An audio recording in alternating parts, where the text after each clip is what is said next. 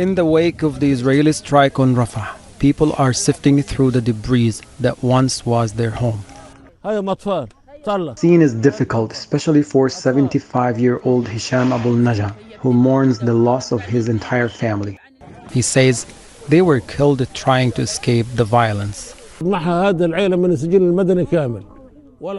family has been completely wiped out from the civil register. No one, no child, no woman, not a young one or old person survived. All of them are gone. No one is left. I'm the only one remaining. They're all gone. If I were sleeping inside a house, I would have died, but I slept outside. Many victims remain trapped under the rubble.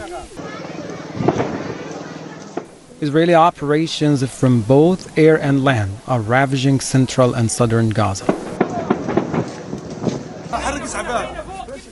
Here, more casualties keep arriving at the already struggling hospital in Deir-al-Balah.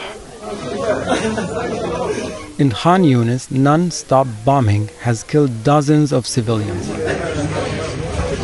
Despite being designated as a so-called safe zone for civilians by Israel, their homes have not been spared the attacks.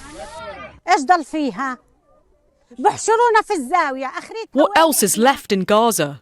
They are pushing us into a corner. What will we be at the end? Where should we go? What are they driving us to? Let us go back to our homes, even if we have to eat dirt. End this nonsense war. Enough. This aerial footage shows the dire humanitarian crisis in southern Gaza. Many people, including women and children, form long queues hoping for a meal, the only one they will likely have all day. But with overcrowded camps and limited aid, many are left with desperate need.